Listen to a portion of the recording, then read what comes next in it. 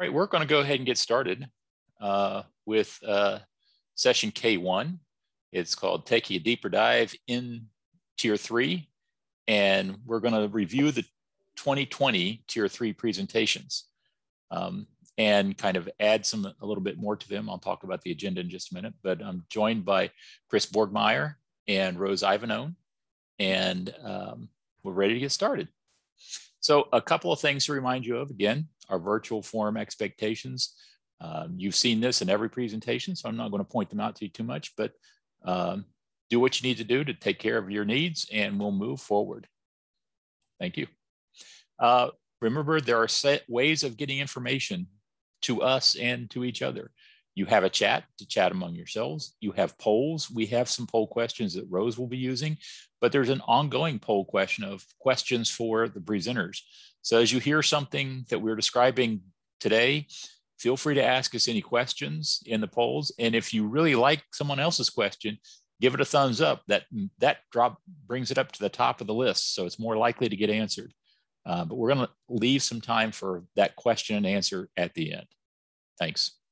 And if you have any problems, go to the help desk and try there first. You can put a little note into the chat, and Betsy will help us with this. She's our tech person. And sometimes it's as simple as turning off your machine and turning it back on, or checking your sound, or any of those kind of things to make sure it works. Okay. So our objectives today are, we're going to overview the Tier 3 content from the 2020 forum. And we're going to talk about some extensions and additional information in each of those presentations, and have an opportunity for some question and answer around any Tier 3 issues. So we had 3 wonderful presentations last year, and these are what they were. Next, we had a basic FBA to BSP presentation from Chris. We had a Tier 3 supports for students with intensive needs. That was Rose, I think, did that one. And critical systems that are necessary to support Tier 3 practices.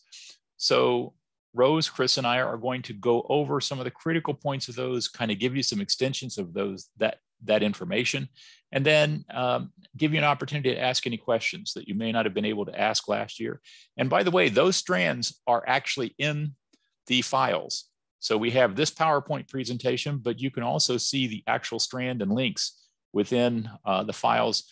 Don't look at them now because you'll miss the presentation, but you can go back and make sure you can find the 2020 Tier 3 strands if something is of interest to you. Okay, I'm going to turn it over to Chris then. Go for it, Chris. All right, thank you, Don. Well, it's great to be here and to follow up on the work that we did last year. I want to acknowledge a couple of my colleagues in this work who aren't here today. But Kathleen Strickland-Cohen actually did the presentation with me last year. I think she's presenting maybe a next session.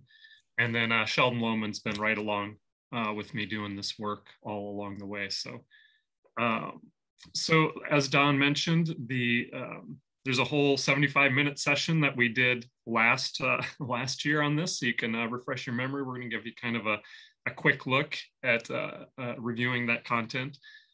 So the learning objectives here, so talking basic FBA to BIP is really thinking about you know, how to integrate basic function-based thinking into application schools, kind of maybe before we get to the most intensive levels of support. And so I've actually seen and heard a lot of people talking about you can't have Tier 2 and Tier 3 supports in place if you don't have a strong Tier 1. Has been a theme that I've seen kind of recurring at this conference this year. And so we're some of the things that we're doing, we're actually trying to bridge the gap and really encourage and integrate function-based thinking into a Tier 1 approach. So I'll talk a little bit about that because it's been a theme in the conference this year. But we have some training tools available that we will share with you, and just kind of provide an overview of strategies and approaches to use these tools to really try to build capacity in schools and school districts. So if we want to move along here. So just on that proactive side, you know, traditionally we really think about Probably functional behavioral assessment, behavior support planning is something we use with that really upper tier part of the triangle, the tier 3. And oftentimes I think one of the challenges is that we reserve it for the most severe cases. You know, it's legally required when students with IEPs are missing school, or it's very much impacting their behaviors, impacting their instruction. But there's so much research support for function-based support in schools that we really want to try to make it much more available and accessible earlier in the process. So we know that there's a lot of cases in which we can come up with really effective strategies and interventions if we apply a function-based lens earlier in the process. And so you're going to hear more about complex FBAs and integrating, linking that with, kind of wraparound supports and those sorts of things later on. But we want to talk more about how do you incorporate this to more basic cases, and how do we build capacity in schools to handle some of those basic cases, so that those more complex cases, we can maybe rely on our district level behavior specialists or our regional behavior consultants to come in and provide support for those real severe cases, but also build capacity within the schools to support those strategies that do come into the interventions when we are working on more complex cases, building the capacity of the systems within the school to most effectively implement and support the behavior support process. So we're going to focus on kind of the lower parts of the triangle. Oops. Sorry. Moving ahead here a little bit. On the lower parts of the red zone, maybe that orangish red zone in terms of the basic FBA and basic behavior support planning. But I also want you to start thinking about how can we incorporate function of behavior into conversations we're having at the tier 2 level, and approaches that we're even taking at the tier 1 level to understand behavior and match to intervention.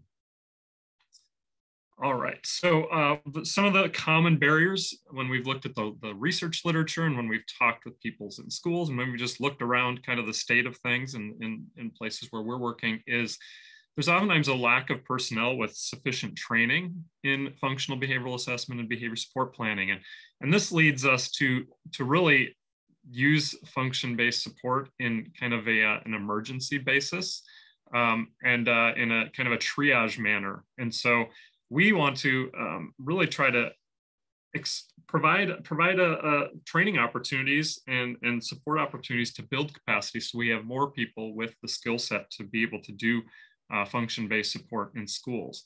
So the other challenge we frequently run into is, and I've been in this role, I'm sure Don and Rose have been in this role as well, where the outside specialist coming in, and the challenge is oftentimes as the outside specialist, we're walking into schools that sometimes don't have the infrastructure to be able to support behavior support planning. And so we want to build capacity on a personnel level, but also build kind of the systems, the routines, the practices that can support behavior specialists who might be coming in to provide support for more challenging cases. And then the other piece that's really that we really struggle with is the outside specialist comes in and they have limited understanding of the context within which we're implementing the supports, and that can be really problematic.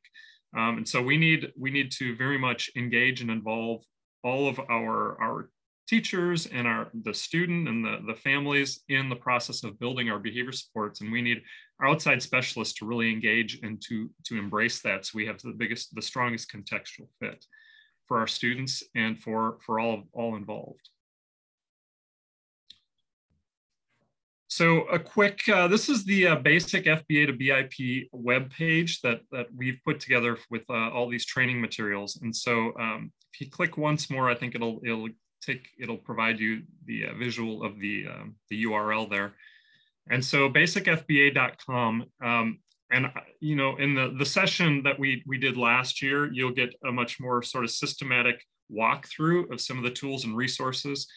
Given the limited time that we have here today, I'll encourage you to go and play around on the website and look around. But if you go to this is the home page, and you see the big buttons there at the bottom, there's a behavior specialist training button and a school-wide training button. And the behavior specialist training button will walk you through, provides a sequence of 7 training modules from the basics of understanding behavior to how to do functional behavioral assessment, to identify function-based interventions, and then modules on implementation planning and evaluation planning.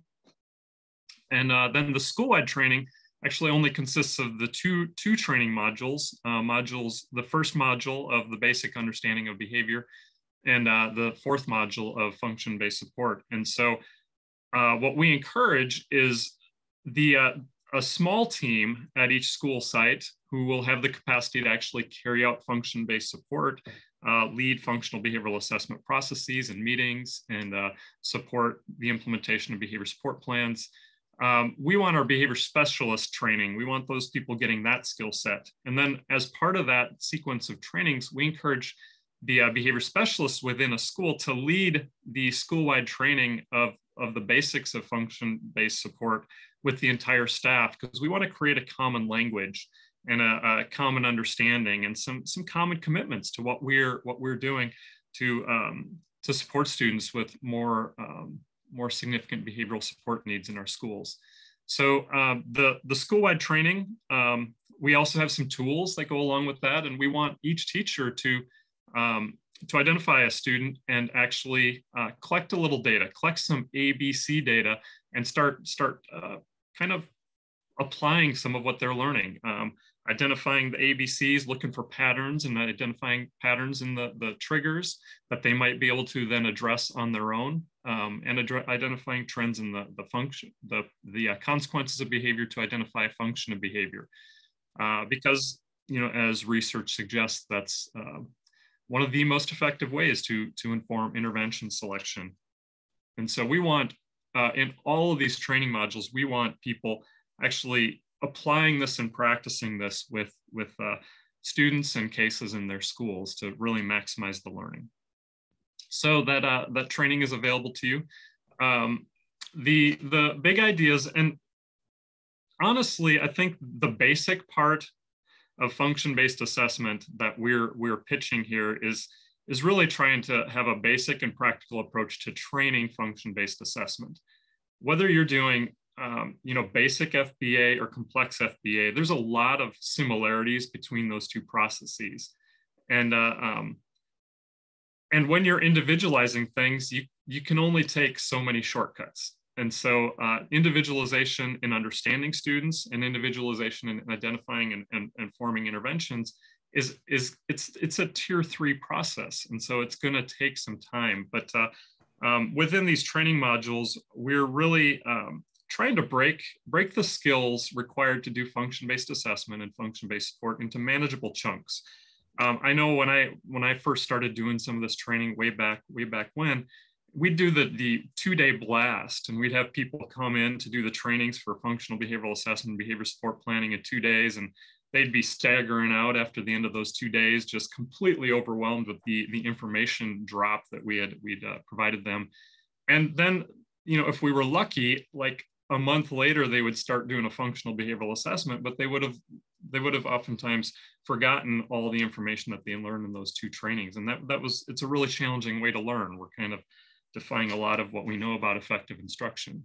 So we're breaking the modules into, there's 60 to 90 minute modules. And the idea is you would do a module about every 2 weeks, and there's homework tasks that are built into each module. And we want you doing those right after you've actually learned about those. So you're practicing. And one thing we know is, tier 3 support is complex. It's probably one of the more complicated things that we do in schools.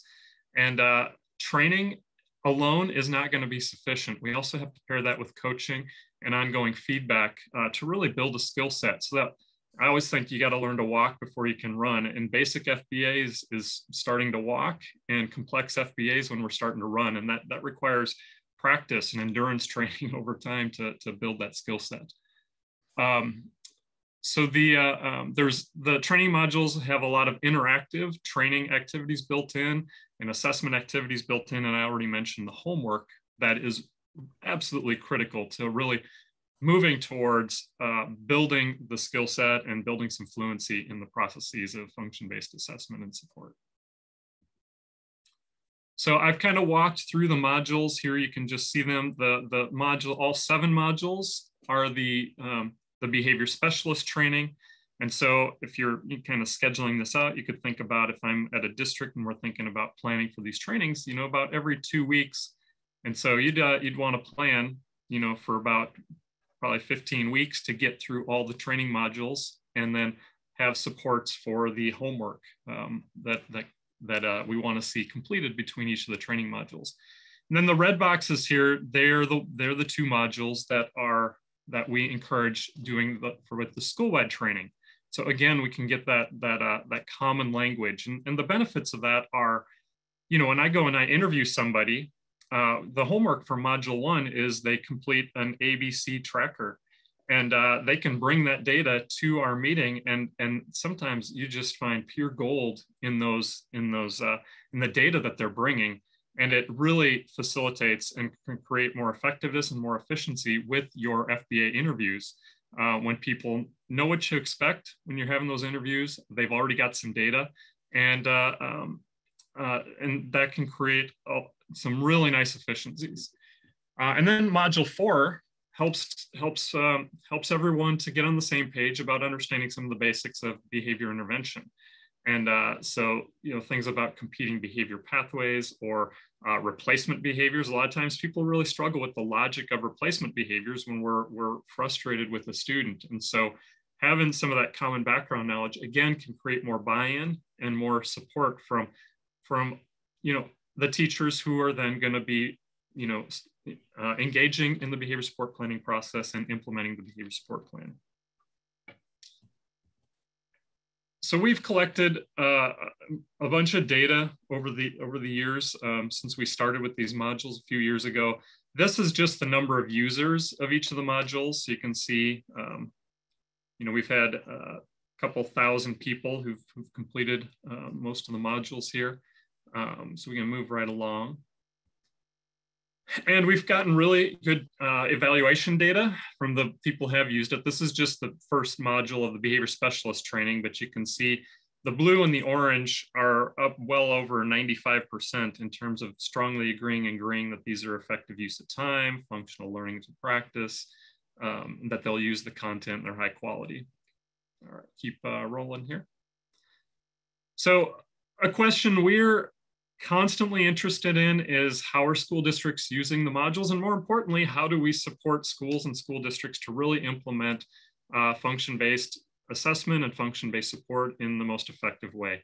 And so we've had the opportunity to work with some different school districts and learn some lessons along the way and continue to learn those lessons. So I'll talk just very briefly about a couple of modules and resources and experiences of the things that we've learned. So there's on the website, you can see planning for effective use, and there's district planning guidelines and school-wide planning guidelines that you can take a look at. So we can keep moving along. Oops. And then I've had the opportunity to work with one of our school districts here in the Portland area over the last couple of years. And we've really tried to lay out kind of a multi-year plan so that we don't overreach with our capacity for coaching and providing feedback. And so I started by first, we identified a team of kind of district level behavior specialists, and we needed to train them up so that they were feeling confident in how to provide support and feedback as we started working with individual schools. And so this, maybe if you hit another button there. So we started working with the leadership team and developing a plan, excuse me. And then step 2 was training this row of TOSAs and school psychologists here. And the school district's broken into different regions. And so each duo of our TOSA and our school psych are assigned multiple schools. And then we just wanted to start with one school in that first year while we were still really working with the TOSAs and school psychs to feel comfortable with their own implementation of function-based assessment, function-based support, and in providing that coaching. And then over the next 2 years, the plan is to branch out and reach out to more schools. And so each one of those schools will identify a team of an administrator and 2 or 3 school behavior specialists. Oftentimes they're special educators, school psychs, school counselors, building behavior specialists who are TOSA is teacher on special assignment. And so we're trying to identify people in the building who are going to have the capacity to actually carry out what they're learning and what they're being trained in. So selection is really important. And then our TOSAs and our school psychs will work with them to help lead them through the training. And in the meantime, I was providing support to the TOSAs and the school psychologists to continue in supporting them with the coaching and training. So, all right, moving along. So this is just an example of our training calendar that we had set up for the course of the year. And then, so another piece of data that I like to pay a lot of attention to, because we really emphasize training. So we have there's an evaluation built into the survey, and we've had 717 respondents to the Module 2 survey on FBA interviews. And the question I'm always interested in is how are districts supporting their users with the modules? And so what we found is 75% of the respondents said that they had to provide evidence of module completion. So they print out a little results page at the end and they submit it, they turn that in. But a little bit more concerning for us is only 37% of the respondents said they were actually required to complete the homework. And we really emphasize, you got to pair the training with the practice. And then ideally, you're getting feedback on that. So 67% reported that a coach was available to answer questions that they had. And 49% reported receiving feedback on homework tasks they completed, which is kind of an interesting number given that 37% of them were required to complete the homework. But I guess that means even though if they weren't required, more people did the homework. So we're always looking at how do we continue to encourage people to do the homework to really maximize the modules. All right, moving on. And so we got similar data for the school-wide training here. And I won't spend time going over that right now. So we need to build capacity. We've got some tools available for you to use in doing that. Hopefully you can go home tonight or over the weekend, pop some popcorn, try out some of the modules and see how they work for you. And if you have questions, you can certainly reach out to ask those.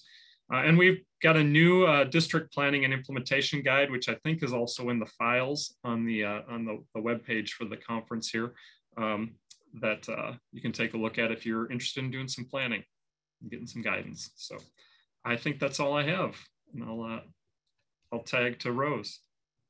Thanks, Chris. Great. Leads right into mine.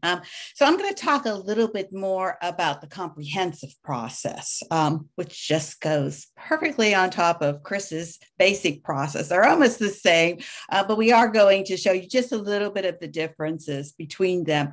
And so hopefully what you're going to get out of my part of this session is you're going to identify the key features, the comprehensive FBA BIP processes to enhance implementation fidelity of the BIPs, and also discuss issues related to the challenges of coaching. I like how Chris calls his behavior support specialists and training all of them in the basic FBA process. I'm going to use the term coaches in my part of the training because I like to visualize them as coaches, and because different roles can actually be coaches, like school psychologists, behavior specialists, board certified behavior analysts.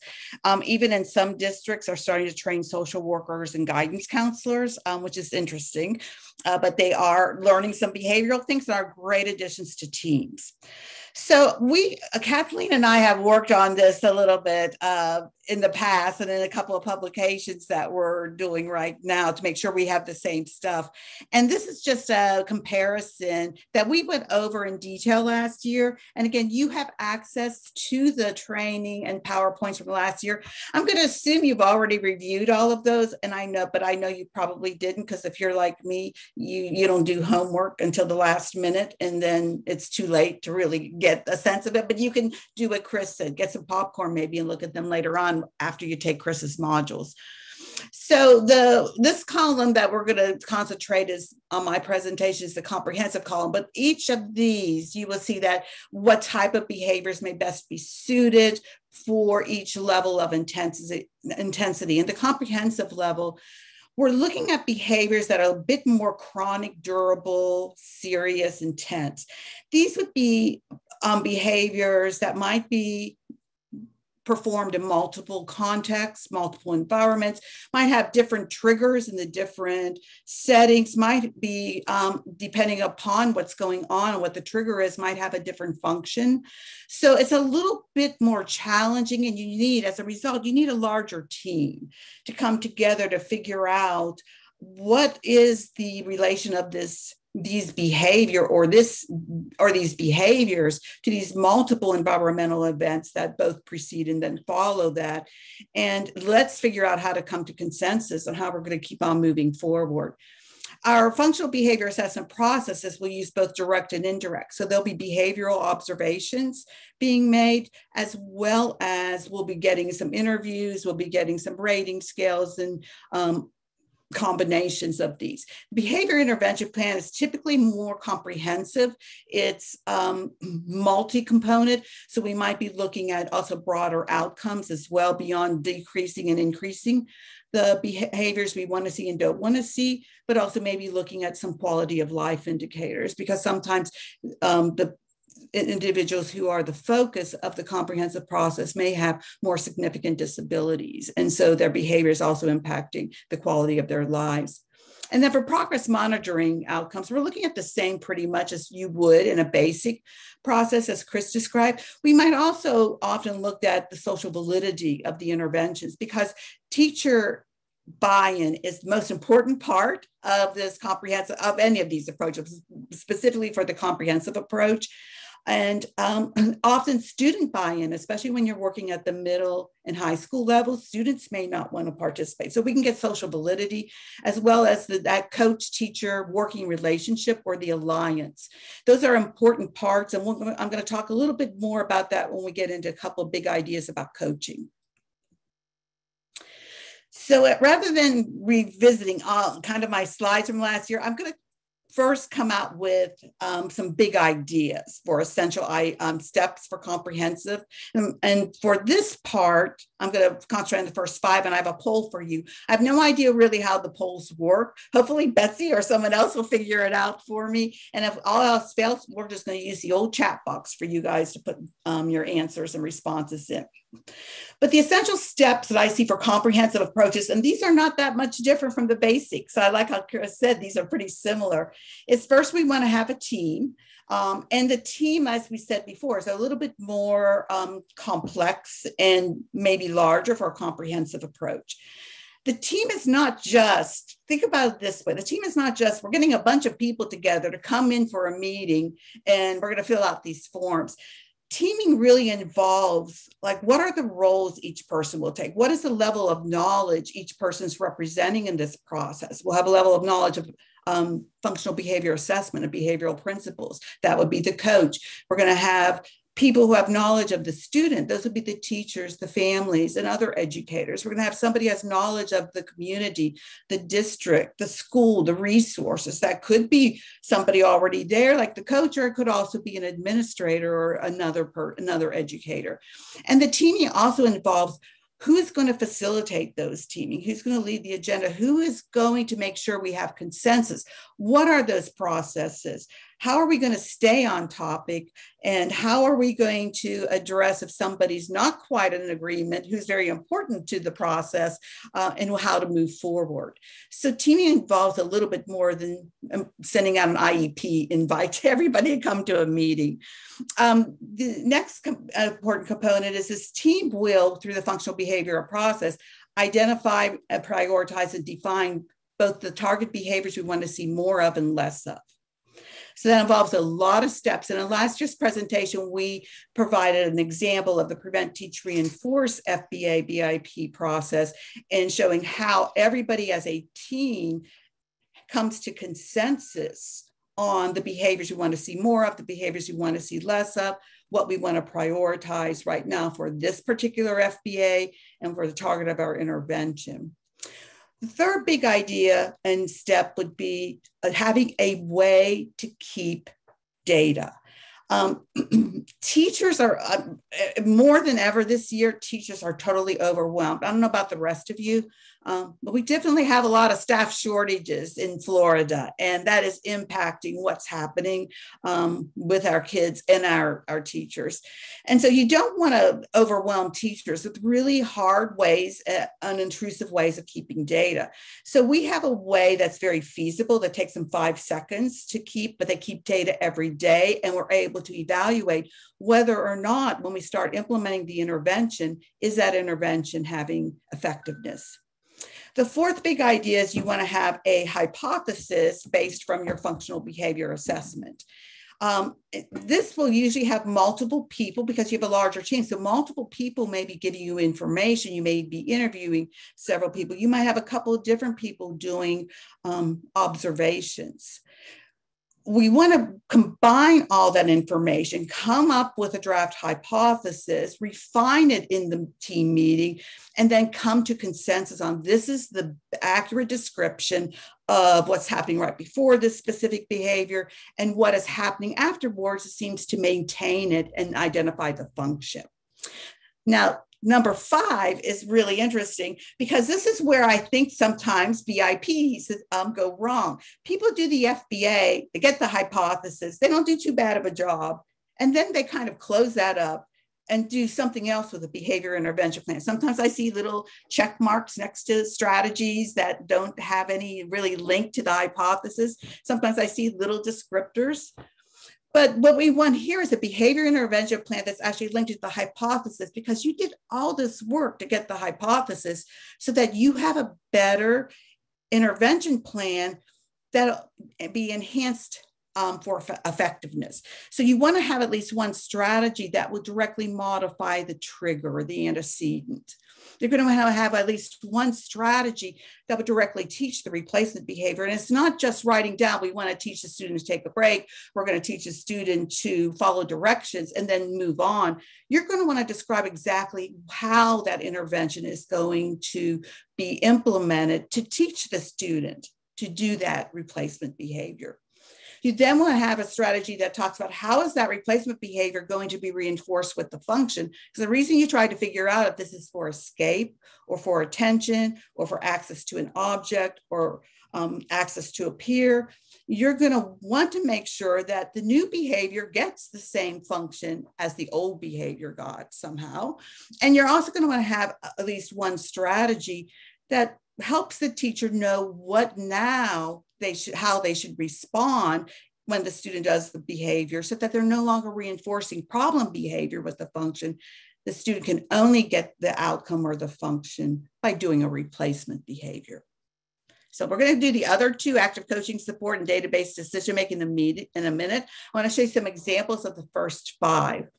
So this is when I already talked about the student-centered team and how you have levels of knowledge, of representation. The coach is the person who has the level of knowledge of principles of behavior. And this just describes the steps of the PTR process. We went through it. I went through it in depth in last year's presentation, so I'm not going to do it now because we frankly don't have the time.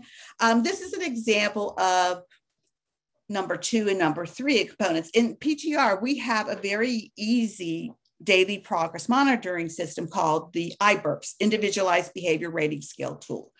It takes about maybe 15 minutes to set up with the teacher, but it uses the target behaviors and their definition. So on the IBERPS that we use, we have a key at the bottom that describes and defines each of these behaviors, gives a little descriptor of how we're going to use this, over what time period, over what routines, because often because teachers can be very overwhelmed, we don't have them maybe take data across the entire day or across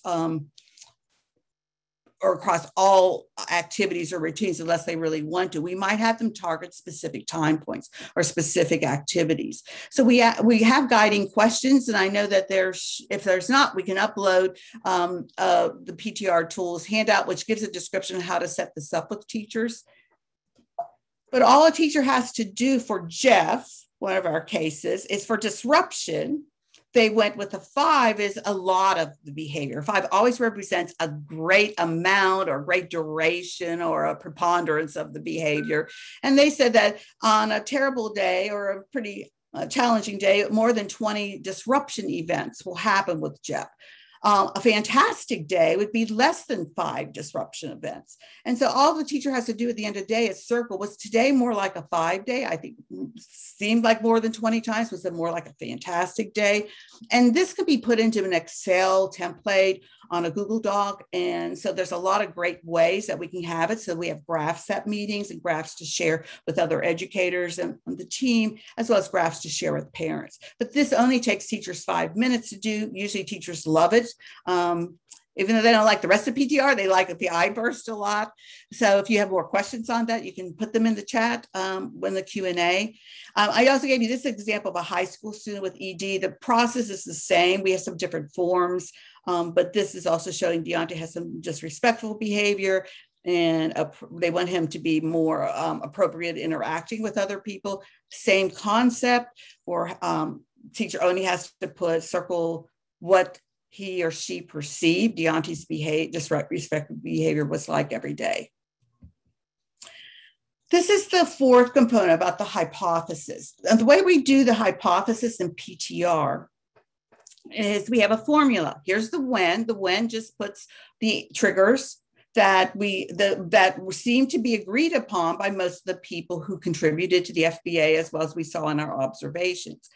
And for this, Jeff, the first guy you saw, he had disruptive behavior. When he's asked to start non-academic tasks that are non-preferred, specifically those that are independent, he does his behavior, and as a result, he avoids and delays. We also do an appropriate behavior, which replaces the problem behavior with the behavior we want to see more of.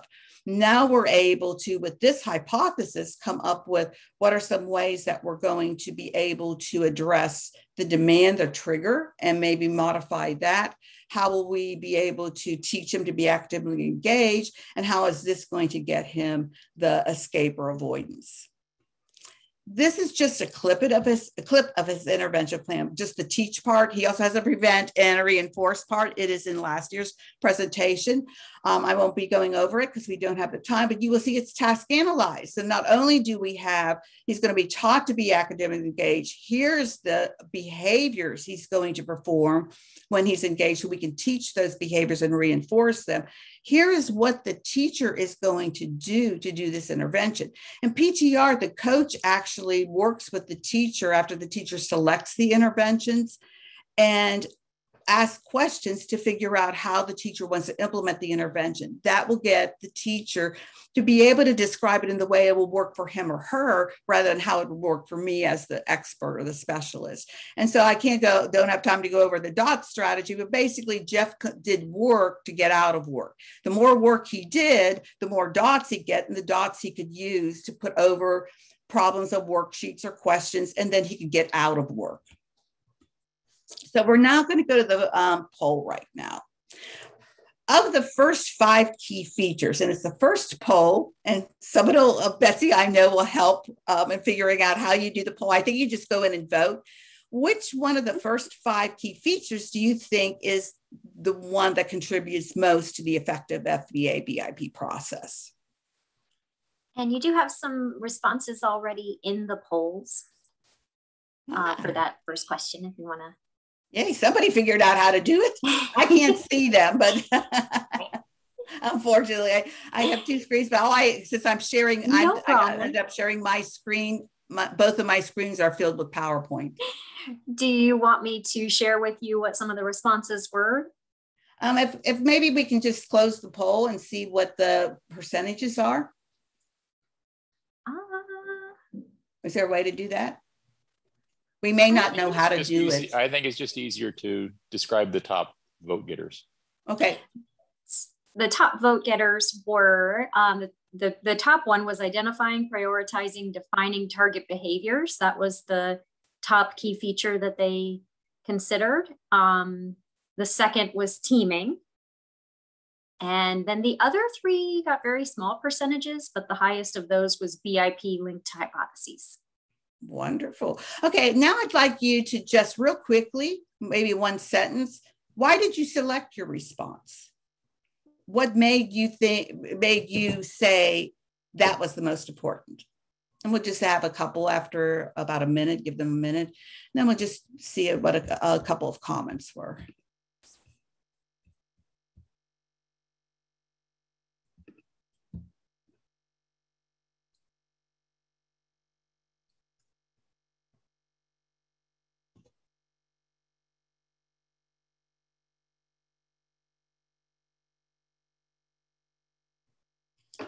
And Betsy, I don't know if you see any themes, or you want to talk about a couple that have come in?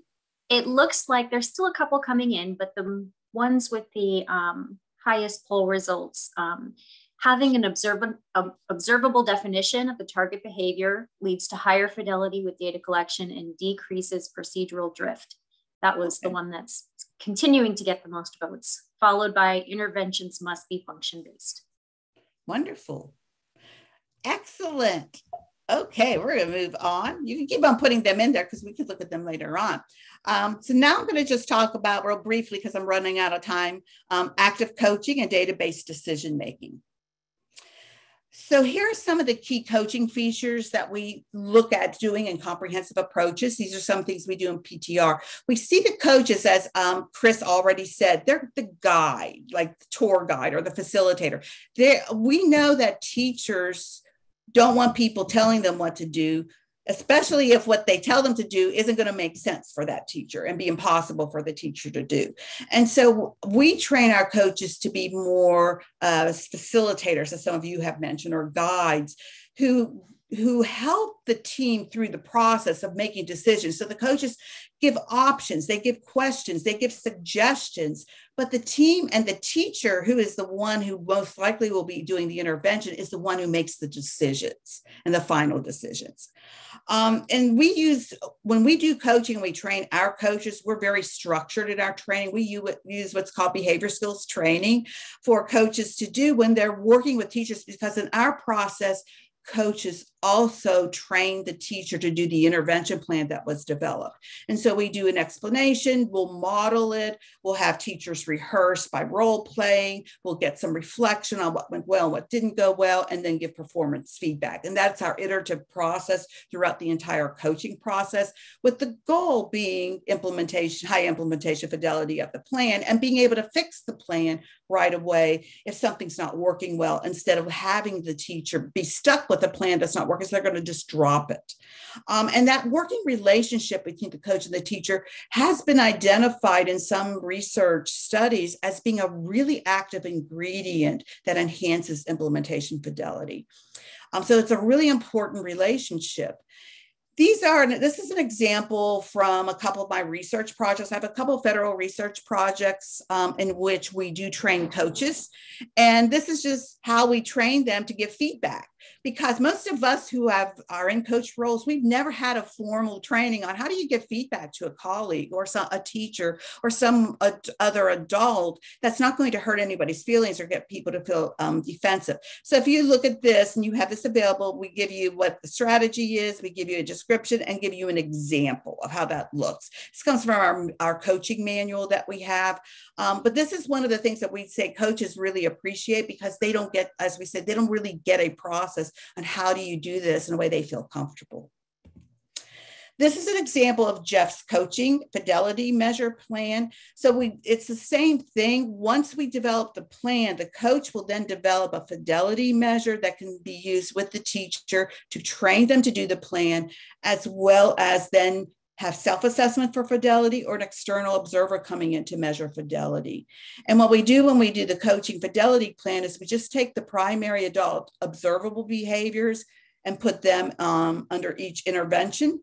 And on this one, we just say yes or no, they did it or it wasn't applicable at the time they did it. They also, whoever's observing or the teacher, can rate for each intervention the impact they think it has on the behavior, whether it's a high impact or no impact at all. And that leads us into the database decision, which is our seventh big component. This, I won't go over the whole thing because you have this, but it is a flow chart for how you actually can structure your database meeting in which you're making database decisions. So the first question will be our student outcome data showing to be on toward the goal, increasing in the right direction, the trend. And here are some decisions you can make if you have a yes there. If you say no, the next thing you're going to ask is, do we have high implementation fidelity? If we say yes, then we're going to fix the plan. If we say no, then we have to figure out what's going on with fidelity and maybe retrain the teacher or modify the plan so that it'll be a plan the teacher can implement. Okay, so there's another poll now. This is our last poll, and Dawn's going to be taking over in about 2 minutes. Of those coaching features mentioned, there were 4 coaching features. Which, in your opinion, is most important? So if you can get to that one, and some of you might already now know how to do this, so we might already have some poll responses, Betsy. Yes, we do. And there's a couple more coming in. It does look like the most important at 52% is coach-teacher relationships. And that is followed by coaches as guides and facilitators. Great. And since I'm running out of time, you can put why you selected your response. We can look at those later, because we have one more thing that I really want you to think about. We know that coaching teachers, this is really important. I mean, I hear it all the time when I do training. We understand that. But the people who are in those roles, which they can be coaches, sometimes say we don't have enough time to spend on coaching. And some coaches also report they're not as confident about developing behavior interventions in the way that they need to be so that they can be implemented and task analyzed and procedural steps. So I'm going to end this with just asking you, what are some actions that you think need to happen to address these challenges or to get more time or more support for coaches? Because we talk about the support for the teachers, the coach gives that, but how do we support coaches? How do we get districts to support coaches in this role, to give them that time or to provide the professional development that is necessary? So some thoughts from you who are out there in the field, we greatly appreciate it. So we'll give you a few seconds to maybe put a couple of ideas in, and then Betsy will do a wonderful job of telling us what a couple of the top ones are. And then Dawn will close us out.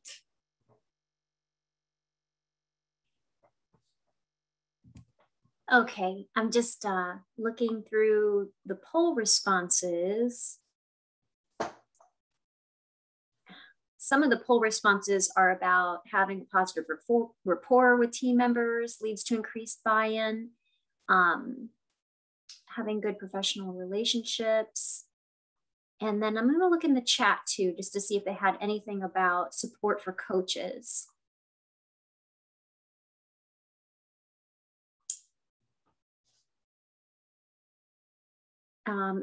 We can support coaches by not pulling them for other activities. So allowing them to prioritize the actual coaching. Right.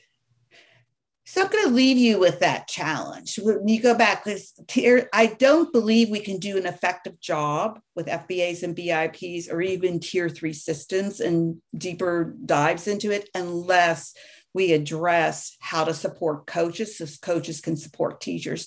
So mull on that for a while and then listen to Don. I'm going to turn this over to him. Okay. In the polls that you're looking at the top question is enter your question for the speakers. So go back up to the top, and as we've been going through this and you have some questions, be sure to enter them now or through this last presentation. So I'm going to talk a little bit about the critical systems. As Chris was talking about basic FBA and BSP work, and Rose was talking about more comprehensive work, you heard terms like teaming, systems, coaching. Those are all things that are critical systems features. So we'll talk about some of those as well as a few other ones at tier 3. So I've listed 8 different critical systems features that were in the presentation last year. We're going to go through those very briefly so you get an idea of exactly what systems have to be in place for your tier 3 to work the most effectively for students. Next. So teaming is really about multiple levels of teaming. You need a district, a school, and student level teams. You might think, well, wait a second, if Johnny's got a behavior problem, then he's got a student level team. That's all I need. No, not really. You need a school tier 3 team that's able to look at all the different systems and supports that need to be in place for any student that needs support. Then you need a student level team that really works specifically with that targeted student and their team of people that will implement the procedures as Rose and Chris were talking about. But you've also got to make sure you have good strategies for how do you pull your teams together. Do you have regular meeting times and minutes, defined meeting roles, action plans? Make sure you have an effective teaming process. It's not a time to come together to complain. It's a time to come together to work to make your systems better, either at the district, school, or student level. Next. There's also an issue around identifying students who needs Tier 3 supports. It's kind of do a little bit of a pre-correct here for lots of things that every time we talk about Tier 3, we have people say, well, Tier 3 is special education. No, it's not. Tier 3 is for students who have intensive needs. Some of those students have been identified as needing to receive special education supports, but that doesn't mean Tier 3 is restricted to those students. So you need to consider different strategies to identify those students. Sometimes it's disciplinary actions like suspensions, expulsions, office discipline referrals, screeners. Sometimes it's students that don't respond well to Tier 2 interventions, or students that are just nominated by the teacher or multiple teachers. Okay, it's that student who's nominated by 8 teachers, 2 bus drivers, 3 people in the lunchroom. Everyone's identified that student as needing support. And then, there's also kind of mental health concerns that a teacher might be able to identify students with underlying mental health issues that need to be addressed. And I have something there, it's unusual, undiscovered students. Well, in the last year, we have a lot of undiscovered students, some students that just stopped showing up for school. And they may need Tier 3 supports because of what they've experienced over this last year. Next. Rose has talked a good bit about sufficient professional supports. And this is something she's repeated many times in presentations, is we need to move away from, unfortunately, what we're doing today is great for awareness level training. It's not great for teaching professional development and coaching that needs to occur in real authentic environments with professionals, so that your teacher's assistants, your paraprofessionals, your teachers, your school psychologists really learn how to engage and support FBA and BPS processes. Not every professional needs the same level of competencies. It doesn't do much good to say, hey, I was just hired as a teacher and I was put in charge of doing FBAs. Well, that teacher's not going to have the skill set to do that. So it may be best to think about what are those skills that need to occur at a district level and a school level to support the overall process. And many times teachers need to know how to implement with individual students, but maybe not how to conduct an entire FBA process. Okay. Another thing that we look at is how do you involve student, family, and community in Tier 3 supports? We've found that involving the individual, the student, the family helps build those positive relationships. You want to have really good communication with the family, particularly as you identify that the student's problems or issues may be occurring at home, in the community, and at school. We also want to make sure that we have really clear equity, access, and representation. We want to make sure that what we're doing and supporting students in at Tier 3 is culturally responsive and meets the needs of that family and fits in that community and that individual students. And it really helps us to make really good decisions and look at ways to support students. In fact, there will be a presentation a little later on, a third one this afternoon, that's about person-centered planning and how that can help us make broader quality of life outcome plans for students. Next. We've talked a lot about FBAs and other kinds of assessments, but we have multiple types of assessments that need to occur at Tier 3. One of those is the functional behavior assessment around an individual student's needs. But we also have to have progress monitoring. Rose was sharing with you the iBurst form that will be able to look at reductions in problem behavior and increases in appropriate behavior. Those are really important. So we've got a measurement of FBA. We've got a measure of why behavior is occurring. We've got a measurement of how a student doing in the systems and program that we've developed for them. But we also got a long-term commitment to student progress. Is a student developing appropriate social skills? Do they have a good quality of life? Have they developed good friendships within school? Do they have good relationships with their teachers and other peers? Those are critical and important things that we also need to address. And then the final piece of that assessment is that intervention fidelity. How do we make sure that what we've developed in a behavior support plan for a student is actually being implemented as designed? It doesn't do any good if the student's not doing well in his intervention plan to say, oh, we need another one if you didn't do the first one. We've got to make sure that we come up, and part of that's on the individuals that implement that plan. We've got to come up with things that teachers, paraprofessionals, and parents can do. It can't be a 35 to 40 page document that describes everything you do 24/7, minute by minute with that student, because it's not going to be something that's likely to be done by a teacher and from a paraprofessional and from a parent. Next. We've talked a little bit about, and that's basically the information that was shared by Chris and Rose, is that there's multiple levels of Tier 3. Not one size fits all. Every student doesn't need to have a comprehensive wraparound approach. Likewise, a student that has a very simple, that has very complex needs may not need a brief consultation, a brief FBA VIP. They may need something more comprehensive or wraparound. So part of it is a triage approach that has to occur at that district and school team to identify what is that person's level of need. What's the best approach for them to do it, to meet their needs. And we've got to make sure we have data points to support that. Then under data systems, do we have the data we need for problem solving? If we just talked about some things that are outcome measures that are really important, we need to measure the fidelity of the support plan that's being implemented and the impact on students' behavior as two very critical things. And we've got to be able to drill down into our data systems to disaggregate those data for deeper analyses at both the student level, the school level, and the district level. One of the things I like to ask schools is, do you have a data system that will tell you all the students with autism in your school that are receiving Tier 3 supports, how well are they doing? How many students that are receiving this kind of a program in school, how well are they doing? Are they being successful?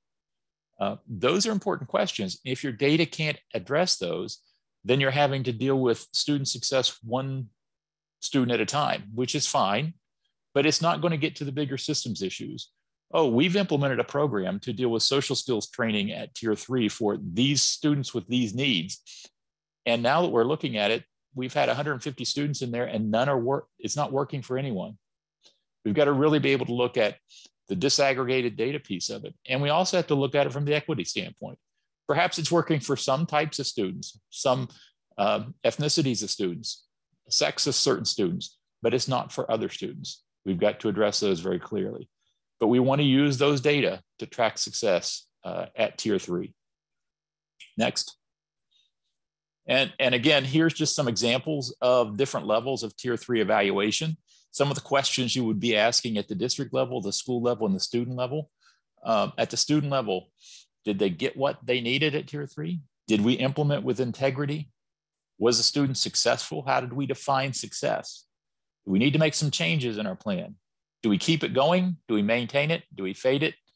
Do we change it completely? Those are all just student level questions, but your 3 teams are going to have similar questions to these for each of those 3 teams to address, either the student, the school, or the district level. Next. So a couple of things that kind of in summary before we go to your questions is to think about how do we begin to consider Tier 3 as a system? And it's not just about individual students that we're looking at, but how do we look at the system we need to be in place to support all students? Because at any point in time, a student may be in need of Tier 3 supports. It may be a terrible life situation that has occurred to that student that now requires them to receive Tier 3 supports, or a mental health concern has arisen and they need Tier 3 supports, or anything else, physical illness that's resulting in Tier 3 support.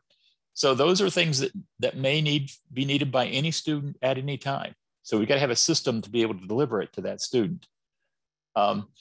We have tools and protocols. You've heard about a lot of things that we just shared today that allow us to understand and deliver supports at tier 3, both simple as well as more comprehensive. And we have those supports. We just need to make sure that we're supporting districts and schools and those teams to use those best practices, some of those you were hearing today. And finally, understand it's a long-term process that requires commitment. One of the things that we started out with was that discussion of, well, where does tier 3 fall in the world of tier 1 and tier 2? I've heard some folks say, well, we're not going to do tier 3 until we've established our tier 1 and tier 2 with consistency. I don't think that that's going to work, because there are students that need tier 3 supports, and they may not be able to wait for a couple of years until you have an effective tier 1 and tier 2 system. The goal is to develop them all simultaneously. Develop your tier 1 and develop your tier 3, and maybe meet in the middle with tier 2. But there are students that have intensive behavioral needs that need support, and you need a system to support them more effectively. So I think that's kind of where we're at in a discussion of what we had from last year and a little more. We want to respond to some of your questions. So take some time and put some questions in the poll. And Betsy will take a look at those and see if there's anything that jumps out at that.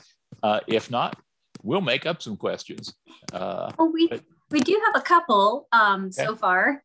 So there was one who wanted some clarification about who the coaches are. Is that internal staff or external coaches? I'll take a jump on that one. Rose does a lot of training in PTR around the country, and I don't think you can say that there's one type of coach. There are some that are behavior analysts, some are school psychologists, some are teachers, some are administrators. And I don't know that we have the data telling us that they have to be internal or external coaches. They have to be people that have the time and commitment to be able to do this process.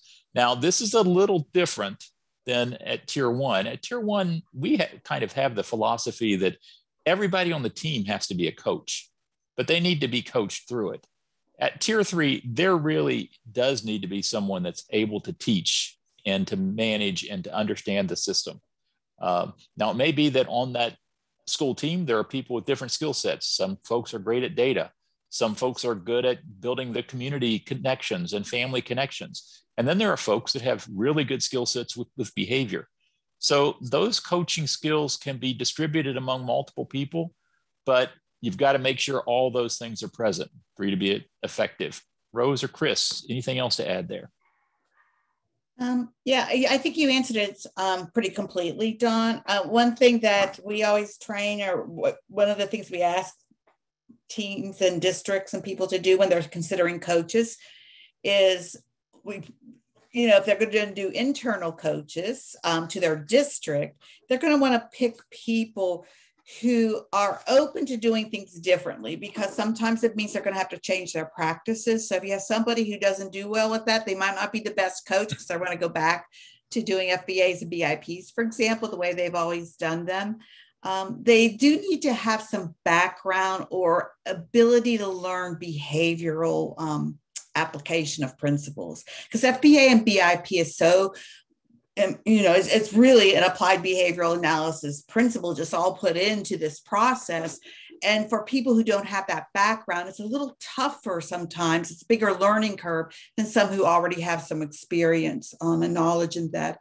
And finally, they not only have to have some technical knowledge, but they also have to understand how to work with teams, how to not be the expert and tell people what to do, how to get buy-in, how to be collaborative, and have those really good interpersonal communication skills that sometimes can be taught. But if it's a person who's not naturally kind of very personable, it makes it harder for them, because if a teacher doesn't like a coach, they tend to not really listen to the coach. Chris, anything else you have to add? Yeah, I would add, just kind of continuing your line of working with teams, and these are oftentimes very high stress situations. I think I see another question about teachers sort of expecting that we're removing kids from their classroom. And so there get to be really, really stressful conversations. And there's a lot of you know, diplomacy and lots of skills required. And this is a continuum of skill sets. So like Rose was talking about the technical skills for doing functional behavioral assessment interviews, all the way to how do I navigate like stress between parents and teachers and administrators. And so there's so many things that there's really an evolution of development of skills when you think about the coaching continuum.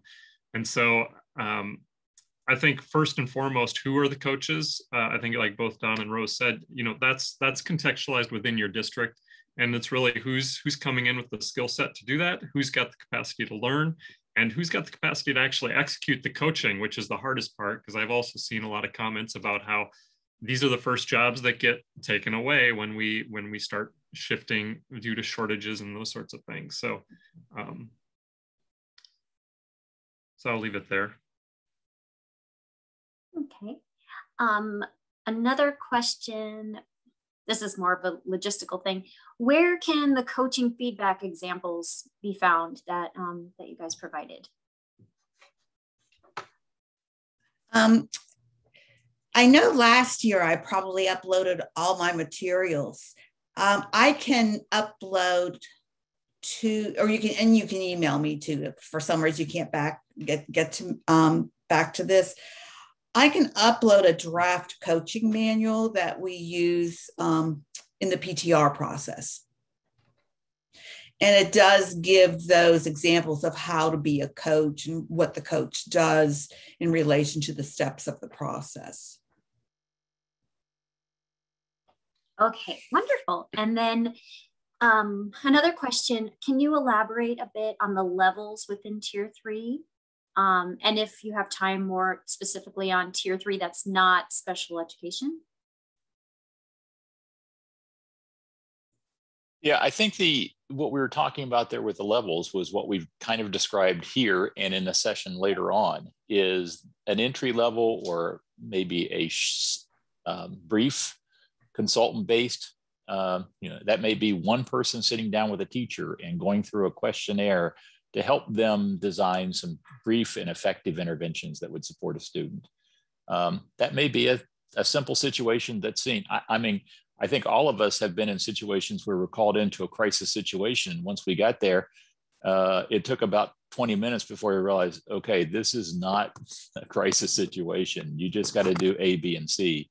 And sure enough, that's all it took.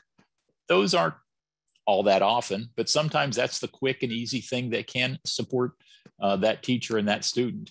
The team-based approach is more of what Chris and Rose have been talking about, is how do we build that team of support? It might be a small team of a teacher and a paraprofessional and a student or a parent, and it may be a larger team that's a wraparound that has community members, members of the church, the police department, the judicial system, medical professionals, other individuals for more challenging needs of students. So those are, you've just got to be aware of how do we assess a student's level of need? And is it something that can be done in a brief format, a comprehensive format, or are the issues so broad and complex that we really need to have a long-term wraparound approach for that student? I would maybe just add, differentiating the basic FBA from the comprehensive FBA. I often think about it as let's just start with kind of the basic team members. Let's start with people who are, internal to the school. And if we have and we're collecting the data, and if we're implementing and we're seeing outcomes, that's as far as we need to go. And then if we're not able to implement the plan with the existing resources that we have, now we're talking about, do we have greater special education implications? Do we have safety needs? Do we have crisis plans? Do we have wraparound supports? And then we're continuing to expand the circle. And sometimes you'll know right from the go that we need to bring in wraparound supports. And other times you might say, let's try a few things with kind of the internal school resources. And if we can make some progress, we don't have to say, okay, it's time to formalize a special ed sort of a contract to move forward with our supports. So So that it's really gets to the decision making and the data to keep us on track and accountable to what the needs of the student are. Yeah, and I put that slide back on that showed these very briefly some of the differences between the three approaches. But what I like is what Chris has said about the basic approach, and that what Donna said too. I have also been in a lot of places where you don't have to go through multiple days of observations and multiple FBA interviews. You can, within a short time, figure out, oh, we can come up with a hypothesis right now, and we can develop a way to teach a student to raise their hand and reinforce them with attention. And that may be all that you need to do in order to get the behavior to be improved. So I think you want to look at it as, what are the needs of that student? If it's something in which it's a milder level of problem behavior, you can do that coach consultant type of approach. If it gets to the point where you need team members, as Chris has said, with maybe internal team members, a couple of people in the school, then you're going to maybe look at that basic approach. When you're going to look at, we have a kid who has a lot more issues, and we really need more heads here to help us figure out. So you're expanding that team. And then when you're looking at the issues that, and I do encourage you all to go to the person-centered planning session that Dawn will be doing with Karen Effner later on in our next Tier 3 presentation, because this really takes us beyond just school-based success. This is really looking at how to address long-term quality of life kind of things that really make a difference in our kids' and their families' lives. And I will even want to extend this beyond the red zone of the triangle, because so often Tier 3, function-based assessment and function-based support gets restricted to the red zone of the triangle. And, one of our hopes in doing school-wide training is that, sometimes we can go into a classroom and within like 15 seconds, you can determine that this student is madly seeking attention, like really just is after attention. And I want to just equip all of our staff in our school to be able to say, oh, this student is seeking attention. Therefore, these are the three things I need to be thinking about. How do I give attention up front for the behaviors we want to see? How do I withhold attention when the student's engaging in some negative behavior? How do I give the student opportunities to get attention and maybe teach them a replacement behavior for requesting attention? And if we can get all of our teachers and staff doing that, then the student maybe doesn't rise to the Tier 2 team. But then if we get our staff collecting data on the ABC tracker, and they get 2 or 3 pages of ABCs, and we attach that to the referral to the Tier 2 team, now the Tier 2 team's able, and we know one of the primary reasons our Tier 2 interventions sometimes don't work is they're a mismatch between the student's needs or the student function of behavior and the interventions we're putting in place. And so now we're using really informal function-based assessment data to inform Tier 2, and we can start being more effective in matching interventions to Tier 2. And really, then maybe we do start seeing reductions in some of those students who are getting referred to Tier 3 because we're getting more effective at using function-based support at the Tier 1 and the Tier 2 levels. A good point Chris made there is that, we may see more severe behaviors that occur more frequently for students that need intensive supports, but the reason that behaviors are occurring are the same at Tier 1, Tier 2, and Tier 3. And so understanding behavior and understanding behavior functions necessary across all 3 of the tiers. So good point. We probably have time for one more question if it's a short answer. I know, I'm trying to, there were a couple that came in while you guys were talking. I'm going to find one that's the easiest to answer. So how do you evaluate the overall effectiveness of training / coaching? We have coaching measures and we have some links. I think we're developing some links and some products we're doing, Dawn, to some of those measures. Right. So in PTI, for example, for coaching, and I'm sure Chris has it in their modules, we can evaluate whether or not coaches are implementing the process with Fidelity. So we have measures that are cheat sheets for them actually, and also allow them to do some practice and role-playing rehearsal when we train coaches. And then that form also allows us to measure, are they doing the steps? We also have some other documents I think we shared last year. One is, are the FBA BIPs that are being developed from those meetings with the coach, are the quality of those improving? And so we have a measure called Technical Adequacy Tool for Evaluation. It's an FBA BIP measure to try to quantify the quality of the FBA and the BIP that's been completed. So we would assume those would be improved, as well as we can also, there's some coaching teacher alliance scales. We're using them in a couple of our research projects to see whether or not that relationship improves. And if the relationship is high, do we see higher fidelity and better outcomes for kids? Anything you guys want to add? We do very similar things. We've got kind of coaching tools for each step along the way. And we like to then look at data across the number of the people that we're training up. And we can say, hey, when it comes to identifying behavioral interventions, you're really strong at the reinforcement interventions, but your antecedent interventions need some work. So let's go back and revisit and reteach and retrain and generate some more ideas. And so we really try to use our data across the technical adequacy of some of the things, but like Rose said, sometimes it's just, are we doing the things we need to be doing, and can we check that box and look at the tools? Next is the technical adequacy, and finally, it's what are the outcomes we're seeing? As Don had mentioned earlier, are we also linking this to the outcomes? So, I think the final point there, Chris and Rose had both alluded to it, is it's probably not sufficient to do this one time and expect that 5 years later you can do it again and the skills are going to maintain. You've got to do this frequently. You've got to be familiar with the process and engage in the process. You do this process with supporting a student with autism. You've seen a student with autism, you've seen one student with autism. You may not have, it may not apply. The things you have looked at, the functions of behavior, the other needs of that student are completely different. And so you've got to, the process may continue to be the same, but each student is going to be a challenge. Each situation, each system is going to be a challenge. So we wish you luck with that, with your work at Tier 3. Contact us if you have any questions, and don't forget to do a session evaluation. Thank you all very much. Have a good rest of the conference or forum. Thank you.